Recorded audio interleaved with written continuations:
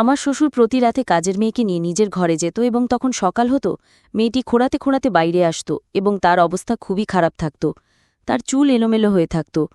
আমি যখন তাকে জিজ্ঞাসা করেছিলাম তখন সে বলেছিল যে তোমাদের ওপর ঈশ্বরের অভিশাপ বর্ষিত হবে। তখন আমি খুবই অবাক হয়ে গিয়েছিলাম। একদিনই গোপনীয়তা উদ্ঘাটনের আশায় আমি কাজের মেয়ে জামা পরে শ্বশুরের ঘরে গেলাম এবং সেদিন যেন আমার প্রাণ বেরিয়ে গেল যখন শ্বশুর আমাকে। আমার নাম হলো জিজ্ঞাসা। আমি একটি গরিব পরিবারে বড় হওয়া মেয়ে হওয়া সত্ত্বেও আমার বিয়ে হয় একটি ধনী পরিবারে। বিয়ের আগে আমার জীবন খুবই কঠিন ছিল, কারণ আমরা 6 বোন ছিলাম। আমাদের কোনো ভাই ছিল না। আমাদের মা বাবাও এই পৃথিবীতে ছিলেন না। আমরা বোনেরা যেমন তেমন করেই আমাদের জীবনের দিনগুলো অতিবাহিত করতে হয়। আমার সাথে যে ছেলের বিয়ে হয়েছিল তাকে তো আমি চিনতামই না। ছেলেটি আমার বড় দিদি শ্বশুরবাড়ির তরফের ছেলেটির মা ছিল না। তার বোনই আমাকে নিজের ভাইয়ের জন্য পছন্দ করেছিল এবং এইভাবে আমার বিয়ে হয়ে গিয়েছিল। আমার থেকে ছোট 3 বোন ছিল এবং তারা প্রত্যেকেই কোনো না কোনো বিষয়ে দক্ষ ছিল। এই জন্য বোনেরা কোনো না কোনো কাজ করে নিজেদের জীবিকা নির্বাহ করে নিত। আমার দিদি নিজের ঘর থেকে আমার বিয়ে দিয়েছিল, আর এই জন্যই আমার বিদায়ের পর সে শ্বশুরবাড়ি চলে গিয়েছিল। আমার শ্বশুরবাড়িতে কোনো কিছুরই অভাব ছিল না। একদিন আমি আমার শ্বশুরের ঘরে গিয়েছিলাম তার শরীরের অবস্থা দেখার জন্য। তো ওনাকে আমার সামনে দাঁড়িয়ে থাকতে দেখে আমি অবাক হয়ে গিয়েছিলাম। ওনাকে দেখে খুব নিষ্ঠুর মানুষ বলে মনে হচ্ছিল এবং আমি ভয় পেয়ে যত পিছনের দিকে চলে এসেছিলাম তত যেন আমার ভয় প্রাণ বেরিয়ে যাচ্ছিল। যতই মানুষটা আমার দিকে এগিয়ে আসছিল তত আমার স্বামীর বলা কথাগুলো আমার কানে প্রতিধ্বনিত হচ্ছিল। আমার স্বামী আমাকে বারবার বুঝিয়েছিল যে তার বাবার কাছে যেন আমি কখনো না যাই, ঘরে বাবার যেন আমি কখনো প্রবেশ না করি, সম্ভব হলে তার বাবার থেকে সবসময় যেন দূরত্ব বজায় রাখি। এখন আমার স্বামীর বলা সব কথাগুলো আমি বুঝতে পারছিলাম যে কেন উনি আমাকে তার বাবার কাছে যেতে বারণ করেছিলেন। আমি আমার শ্বশুরের কাছে বারবার হাত জোর করে মিনতি করছিলাম যেন উনি আমার থেকে দূরে সরে যান এবং আমাকে যেতে দেন, কিন্তু ওই মানুষটা আমার কোনো কথাই শুনছিল না। কখনো কখনো আমার বিচারী কাজের মেয়ের কথা মনে পড়ছিল, তো কখনো নিজের স্বামীর কথা মনে পড়ছিল এবং নিজের ওপর প্রচণ্ড রাগ হচ্ছিল যে আমি কেনই ঘরে আসতে গেলাম কারোর কথা না শুনে। কখনো কখনো কারোর কথা না শুনলে খুবই খারাপ পরিণাম পেতে হয়। না জানি কেন শ্বশুরের সেবা করার ভূত আমার মাথায় চেপেছিল এবং তার জন্য আমি খাবার নিয়ে শ্বশুর ঘরে চলে এসেছিলাম। হঠাৎ আমি দেয়ালের সাথে লেগে গেলাম এবং সেখানে দাঁড়িয়ে প্রচণ্ড কাঁদতে শুরু করেছিলাম এবং জোরে জোরে চিৎকার করতে শুরু করেছিলাম, কারণ আমি খুবই ভয় পেয়ে গিয়েছিলাম এবং আমার স্বামীকে চিৎকার করে ডাকছিলাম। আমি জানতাম যে এই সময় ঘরে কেউই নেই যে আমাকে সাহায্য করতে এগিয়ে আসবে। আমাকে বাঁচানোর মতো ঘরে কেউ ছিল না। হঠাৎই আমার শ্বশুর আমার খুবই কাছে চলে এলেন এবং তারপরে যা হলো সেটা বলা আমার জন্য খুবই মুশকিল, কারণ আমার সাথে যা হয়েছিল খুবই ভয়ানক। আমার অ্যারেঞ্জ ম্যারেজ হয়েছিল এবং আমার বিদায়ের পর আমি শ্বশুর বাড়িতে চলে এসেছিলাম। বিয়ের প্রথম রাতে আমার স্বামীর সাথে আমার খুব ভালো কেটেছিল, দ্বিতীয় দিনও ভালোই কেটেছিল এবং তৃতীয় দিনও কেটেছিল। আমরা দেখেছিলাম সকাল হতেই কাজের মেয়ে এসে আমাদের বিয়ের 2 দিন পর্যন্ত প্রচুর কাজ করে দিয়েছিল, কিন্তু আজ জানি না সে কেন আসেনি এবং কোথায় চলে গিয়েছিল তাও জানি না। আমি যখন আমার স্বামীকে জিজ্ঞাসা করেছিলাম তখনই খুবই ভয় পেয়ে গিয়েছিলাম। আমি বলছিলাম যে আজকে কাজের মেয়ে আসেনি, আমি নিজেই খাবার বানিয়ে নেব এবং বাবাকেও তার ঘরে খাবার দিয়ে আসব। আমার স্বামী এই কথা শুনে বলেছিলেন যে ওনার ঘরে তোমার যার কোনো প্রয়োজন নেই, আমাকে খাবার দিয়ে দিও, আমি নিয়ে চলে যাব। আমার স্বামী এটা বলে আমার হাত থেকে খাবারের ট্রে নিয়ে সেখান থেকে চলে যায়। আমার মনে হয়েছিল হয়তো উনি এমন করছেন কারণ আমি নতুন বউ এবং নতুন বই এত কাজ করা ভালো দেখায় না। আমি এখানকার কাউকে চিনতাম না। আশেপাশের সমস্ত লোক আমার জন্য অচেনা ছিল। বাড়িতে কেবল আমার স্বামী এবং শ্বশুর থাকতেন, কিন্তু আমি দেখেছিলাম যে আমার স্বামী তার বাবার সাথে খুব বেশি কথা বলতো না। আমার শ্বশুর অসুস্থ, তাই আমার স্বামী আমাকে ওনার কাছে যেতে বারণ করতেন। আমি একবার অথবা দুবারই ওনাকে দেখেছিলাম যখন ঘুমাচ্ছিলেন। অনেকদিন আমার স্বামী কাজে যাচ্ছিলেন না, তাই আমি ওনাকে জিজ্ঞাসা করেছিলাম যে এখন তো আমাদের বিয়ের অনেক দিন পেরিয়ে গিয়েছে, কিন্তু এখনও আপনি কাজে কেন যাচ্ছেন না? এই প্রশ্নের উত্তরে আমার স্বামীর মুখে শুনে আমি কিছুটা অবাক হয়ে গিয়েছিলাম, কারণ উনি আমাকে একা ছেড়ে যেতে চাইছিলেন না। উনি বলেছিলেন যতদিন না পর্যন্ত নতুন কাজের মেয়ে পাওয়া যাচ্ছে ততদিন উনি কাজে যাবেন না, কারণ আমি একা ঘরে থাকতে পারবো না এবং ওনার বাবার সেবাও করতে পারবো না। এই কথা শুনে চুপ করে গিয়েছিলাম। 2-3 জন মহিলা এসেছিলেন ঘরের কাজকর্ম করার জন্য। প্রথম তো সেই মহিলারা কাজ করার জন্য রাজি হয়ে যেত, কিন্তু 3 দিন পেরোতে না পেরোতেই তারা আমার কাছে এসে বলতো যে আমরা এমন বাড়িতে কাজ করতে পারবো না যেখানে মেয়েদের কোনো সম্মান দেওয়া হয় না। ওদের কথা শুনে আমি অবাক হয়ে যেতাম যে ওরা কেন এরকম বলছে। আমার স্বামী তো আমাকে খুবই সম্মান করেন এবং কোনো মেয়ের দিকে উনি চোখ তুলে পর্যন্ত তাকান না। এই জিনিসটা আমি লক্ষ্য করেছিলাম যে উনি খুবই সম্মান করার মতো একজন মানুষ। আমি ব্যাপারটা যখন আমি স্বামীকে বলেছিলাম তখন উনি আমাকে বলেছিলেন ঘরে কোনো মহিলা নেই, তার সাথে তোমার কোনো কথা বলার প্রয়োজন নেই। আমি নিজে আমার ইচ্ছে অনুযায়ী একজনকে কাজে নিযুক্ত করে দেবো যাকে আমার ইচ্ছে হবে। আমি আমার স্বামীর কথা শুনে চুপ করে গিয়েছিলাম। কয়েকদিন পর একজন মেয়ে এসেছিল কাজের জন্য, কিন্তু সেই মেয়ে সবসময় চুপচাপ থাকতো। ঘরেও সে খুবই ভীতসন্ত্রস্ত থাকতো এবং আমার সাথে খুব একটা কথা বলতো না। আমার ছোটবেলাতে আমার মা বাবার মৃত্যু হয় এবং তখন থেকে আমার মনে হতো যে আমি আমার শ্বশুরকে বাবার মতো সেবা করব, ওনাকে নিজের বাবার স্থানে বসাবো। কারণ আমি সবসময় এটাই ভেবেছিলাম যে আমার বাবা নেই, আমি আমার শ্বশুরমশাইকে আমার বাবা হিসেবে মেনে নেব। কিন্তু আমার স্বামী কখনো আমাকে আমার শ্বশুরের কাছেও যেতে দেননি, এমনকি তার কাছে যেতে কঠোর নিষেধাজ্ঞাও জারি করেছিলেন। উনি আমাকে বলতেন যে খুবই খারাপ হয়ে যাবে যদি আমি ওনার বাবার ঘরের আশেপাশেও যাই। তাহলে জানি না কেন উনি এত বারণ করতেন। একদিন আমি ঘরে বসেই ফোনে নিজের বোনের সাথে কথা বলছিলাম, আর কাছে কাজের মেয়েটি দাঁড়িয়েছিল। ফোন কাটার পর কথার ছলে আমি ওকে বলেছিলাম, আমি জানি না কেন আমার স্বামীর কি সমস্যা যে উনি নিজের বাবার সাথে আমাকে কথা পর্যন্ত বলতেন না। যখনই আমার মনে হতো যে আমি আমার শ্বশুরের সেবা করব, তখনই খুব রেগে যেতেন। আমি আবার পুরো জীবনে কখনো আমার বাবার সেবা করিনি, সেজন্য আমার মন খুব চায় যে আমি আমার শ্বশুরের সেবা করি। কাজের মেয়েটি আমার দিকে তাকিয়ে আমাকে বলল, যে মাকিন, আপনার স্বামী খুবই ভালো করেন যে আপনাকে ওনার বাবার কাছে যেতে দেন না, এবং আপনার জন্য এটা ভালো হবে যে আপনি আপনার শ্বশুরের থেকে দূরে থাকুন। আমি খুবই অবাক হয়ে কাজের মেয়ে দিকে তাকিয়ে থাকলাম এবং আমার খুবই অদ্ভুত লাগল যে সেও আমার শ্বশুরের নামে এই ধরনের কথা বলছে। তখন আমার খুব রাগ হলো, কিন্তু আমি চুপ করে গেলাম। একদিন সেই কাজের বাড়িতে কোনো কাজ থাকার জন্য তাড়াতাড়ি বাড়ি চলে গিয়েছিল এবং এই কারণে আমাকে খাবার আমার শ্বশুরের ঘরে নিয়ে যেতে হলো। আমি ওনার ঘরে চলে গেলাম এবং সাইড টেবিলে খাবারের ট্রে রেখে শ্বশুরকে ঘুম থেকে তোলার চেষ্টা করতে লাগলাম। কিছুক্ষণ পরে কোনো চোখ খুলে গেল। উনি আমাকে দেখতে লাগলেন। উনি আমাকে কিছু বলতে যেতেন, তার আগে হঠাৎ করে দরজা খুলে গেল এবং আমার স্বামী আমার শ্বশুরের ঘরে এলেন ও আমার হাত ধরে আমাকে সেই ঘরের বাইরে নিয়ে চলে গেল। আমি খুবই ভয় পেয়ে গিয়েছিলাম। ওনাকে বললাম যে কি হয়েছে আপনার, আপনি এভাবে আমাকে টেনে কেন বাইরে নিয়ে চলে এলেন? উনি যে আমাকে বললেন যে তোমাকে কতবার বারণ করেছিলাম যে আমার বাবার ঘরে যেও না, কিন্তু আমার বোঝানো কথাগুলো তুমি কিছুই বুঝবে না। আমার বলার সত্ত্বেও তুমি বাবার ঘরে চলে যাও। যদি কিছু হয়ে যেত তাহলে আমার থেকে খারাপ আর কেউ হতো না। আমি আমার স্বামীর কথা কিছুই বুঝতে পারছিলাম না যে উনি আসলে কি বলতে চাইছেন। জানি না উনি এরকম কেন করছিলেন, আর এতে এত রাগ করার মতো কি হয়েছে যে হাত ধরে টানতে টানতে উনি আমাকে ঘরের বাইরে নিয়ে চলে গেল আর আমাকে ঘরে নিয়ে দরজা বন্ধ করে দিলেন। আমি আমার স্বামীর ব্যবহার কিছুই বুঝতে পারছিলাম না। কি উনি ওনার বাবাকে এত অপছন্দ কেন করেন? ওনার বাবাকে তো আমার ভালো মানুষই বলে মনে হয়, কিন্তু ধীরে ধীরে বুঝতে পারলাম যে রহস্য তো কিছু একটা অবশ্যই আছে, যে কারণে আমার স্বামী তার বাবার কাছ থেকে আমাকে দূরে রাখেন। একদিন হঠাৎ আমার শরীর খুবই খারাপ হয়েছিল এবং যার কারণে আমি উঠতে পর্যন্ত পারছিলাম না। দুপুরবেলা যখন আমার চোখ খুলল তখন আমি বাইরে গেলাম আর দেখতে পেলাম যে আমার শ্বশুরের ঘর থেকে কাজের মেয়েটি বেরিয়ে আসছিল, কিন্তু সেই খুবই কষ্টে হেঁটে আসছিল। তার অবস্থা দেখে আমার খুব অদ্ভুত লেগেছিল। জানি না কেন কি হয়েছিল, এক চেহারা ঘামে ভিজে গিয়েছিল এবং এখন এলোমেলো ছিল। ওর অবস্থা এতই খারাপ ছিল যে ওকে দেখে আমি চিন্তিত হয়ে পড়েছিলাম। মেয়েটির কাছে গিয়ে জিজ্ঞেস করেছিলাম, কি হয়েছে? প্রথমে খুব ঘাবড়েছিল এবং এদিক ওদিক দেখতে লেগেছিল এবং তারপর বলল যে কিছুই হয়নি মালকিন, আমি শুধু সিঁড়ি উঠেছিলাম এবং তারপরে আমি পা পিছলে নিচে পড়ে গিয়েছিলাম। তো মেয়েটির অবস্থা দেখে আমার খুব অদ্ভুত লেগেছিল। আমি ওকে বললাম যে ঠিক আছে, তুমি ছুটি নিয়ে বাড়ি যাও এবং বাড়ি গিয়ে আরাম করো, বাকি সব কাজগুলো আমি নিজেই করে নিতে পারবো। কিন্তু সে আমার কথা মানেছিল না। সেই মাথা নাড়তে লাগলো এবং বলল যে না মার্কিন, মালিক আমাকে বারণ করে দিয়েছেন যে যতক্ষণ না মালিক বাড়ি ফিরছেন আমি এখান থেকে যেন কোথাও না যাই।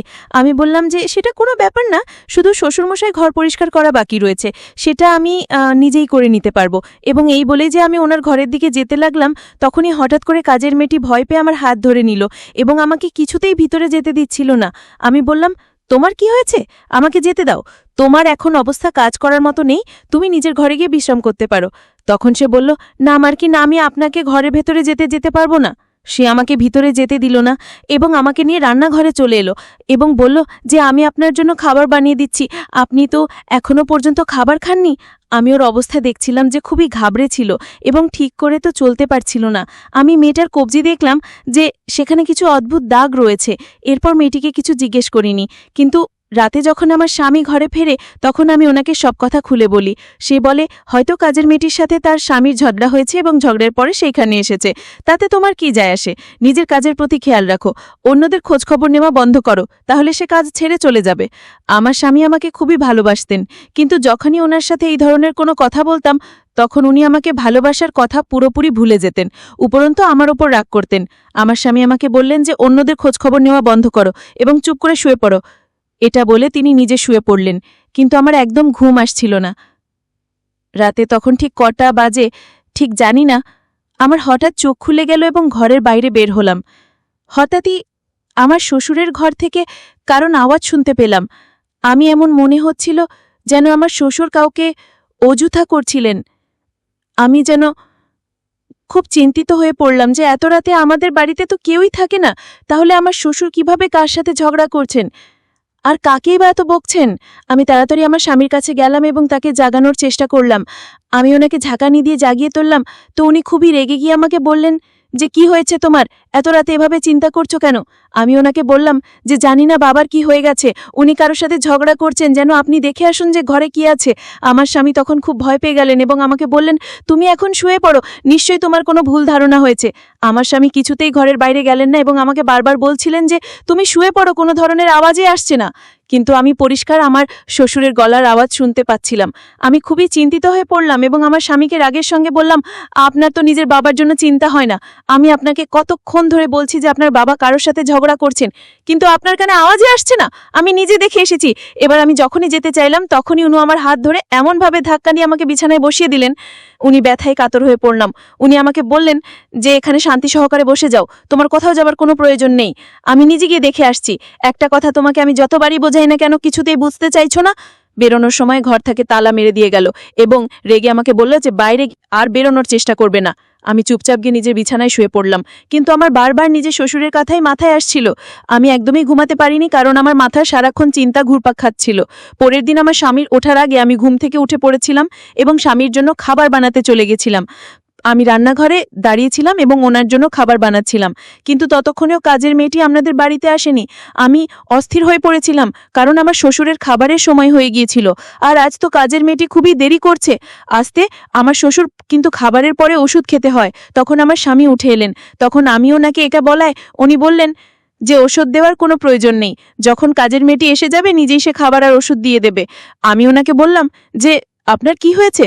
আপনি নিজে তো না ওই ঘরে যাচ্ছেন আর না আমাকে যেতে দিচ্ছেন, এটা খুবই খারাপ করছেন আপনি। আমি স্বামীকে বোঝানোর চেষ্টা করছিলাম। উনি রেগে আমার দিকে তাকালেন এবং বললেন, ওনার জন্য চিন্তা করার কোনো প্রয়োজন নেই, উনি আমার বাবা, আর আমি যখন ওনার জন্য কোনো চিন্তা করি না, তোমাকে ওনার জন্য চিন্তা করতে হবে না। এরপর আমার স্বামী রেগে গিয়ে খাবার না খেয়ে অফিসের জন্য বেরিয়ে পড়লেন। তুমি অনেকবার ভেবেছিলাম যে নিজে গিয়ে শ্বশুরের জন্য ওষুধ খাবার দিয়ে আসব, কিন্তু তারপরে আমি চুপ করে গেলাম। কাজের মেয়েটি খুব দেরিতে বাড়ি এসেছিল, ওর শরীর খুবই খারাপ দেখাচ্ছিল। আমি ওকে বললাম যে তোমার যদি শরীর ঠিক না থাকে তাহলে তুমি আজকে ছুটি নিয়ে নিতে পারো, তোমার আসার কোনো প্রয়োজনই ছিল না। তখন সে বলল, না আমার কি, আমি চাই না যে আমার সাথে যা যা হয়েছে সেটা আপনার সাথেও হোক, আপনার শ্বশুর আপনার সাথে কিছু খারাপ কাজ করুক, অথবা আপনাকে ওনার ঘরে গিয়ে ওনার সেবা করতে হোক। আমি আশ্চর্য হয়ে কাজের মেয়েটির দিকে তাকিয়েছিলাম। জিজ্ঞেস করলাম, তুমি বলতে চাইছো কি হয়েছে তোমার সাথে, তোমার এই কথাটার নানিটা কি? কিন্তু সে আমাকে কিছুই বলতে রাজি হচ্ছিল না, শুধু এটাই বলল যে এই কথাটাকে এখানেই শেষ করে দিন মালকিন, নিজের খেয়াল রাখুন এবং এই বাড়িটাকে দেখে শুনে রাখুন। আমি তো ভাবতেও পারি না যে আপনি কিভাবে এই বাড়িতে থাকেন।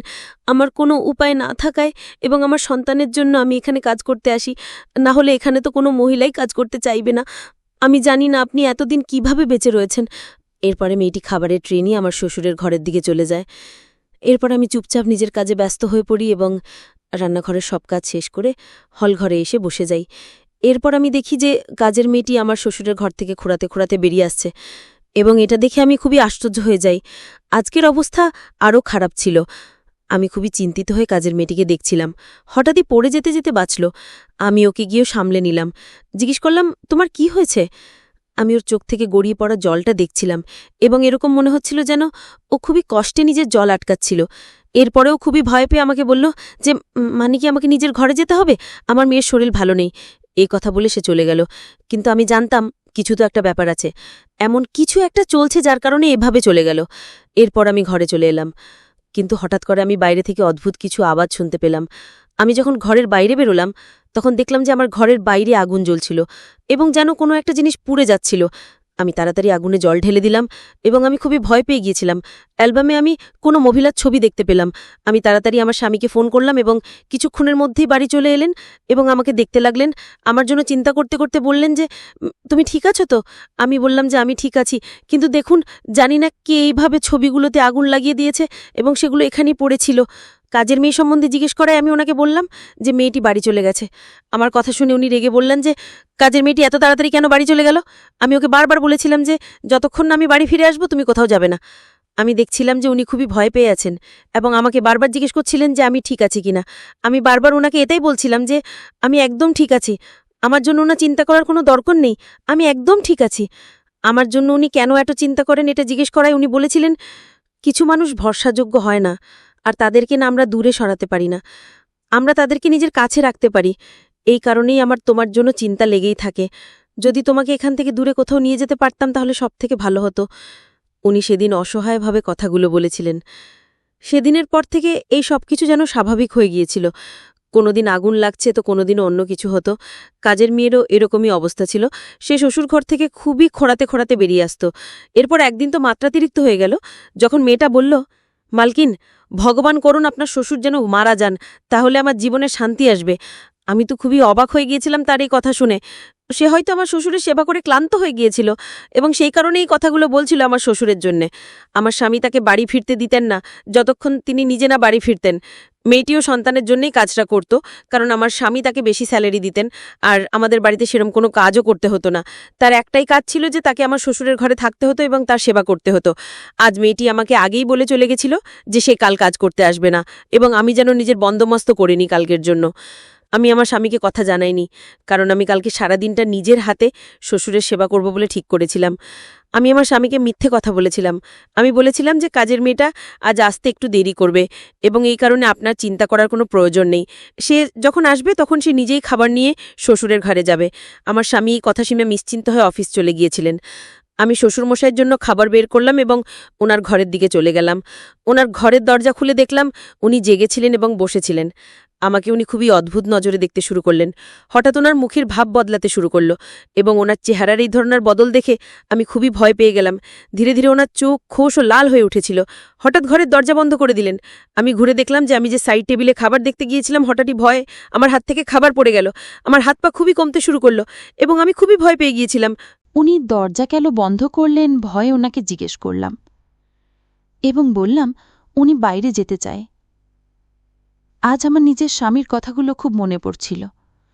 উনি আমাকে বারবার করে বলেছিলেন যাতে ধুলেও আমি কোনোদিন আমার শ্বশুরমশাইয়ের ঘরে না ঢুকি বা ওনার আশেপাশে শোনা যায়। এরপর এই শ্বশুরমশাই আমার দিকে এক পা করে এগোতে লাগলেন। আমি পিছুতে শুরু করলাম।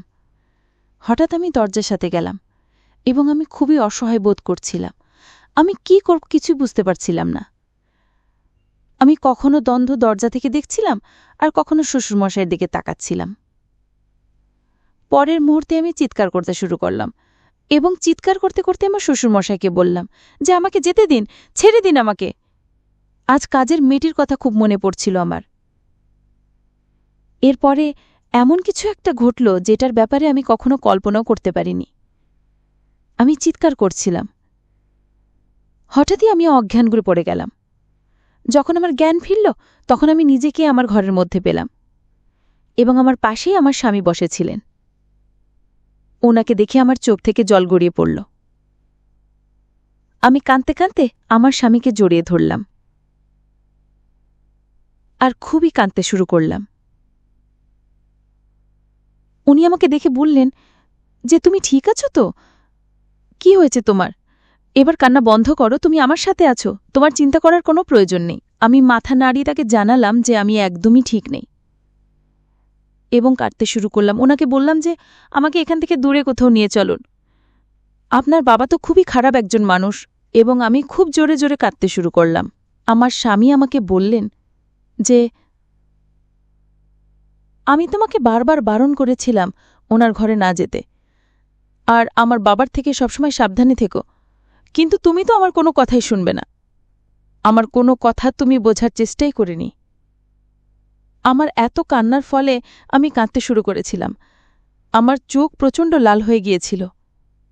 এরপরে আমার স্বামী আমাকে বললেন তুমি আসল সত্যিটা জানতে চাও তাই না, যে আমার বাবা কেন এমন?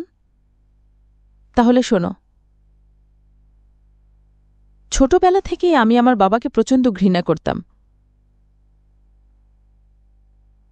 কারণ আমি সবসময় দেখেছি যে আমার বাবা আমার মায়ের প্রতি প্রচণ্ড অত্যাচার করতেন। তুমি ভাবতেও পারবে না যে আমার বাবা একজন কত ভয়ানক মানুষ ছিলেন। আমার বোন কখনো বিয়ের পর এই বাড়িতে আসেনি, কেন জানো? কারণ সেও বাবাকে প্রচণ্ড ঘৃণা করে।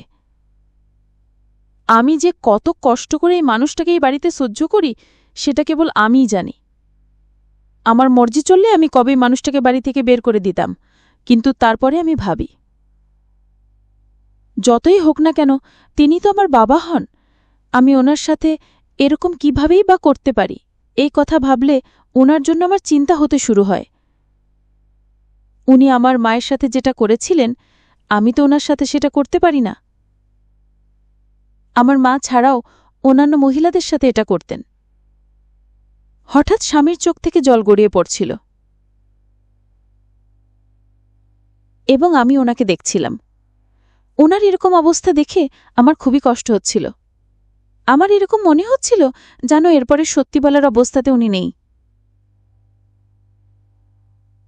শ্বশুরমশাইয়ের এই ধরনের সত্যি জানতে পেরে আমি তো বিস্মিত হয়ে গিয়েছিলাম। স্বামীকে বললাম যে আমাকে সব সত্যিটা খুলে বলো।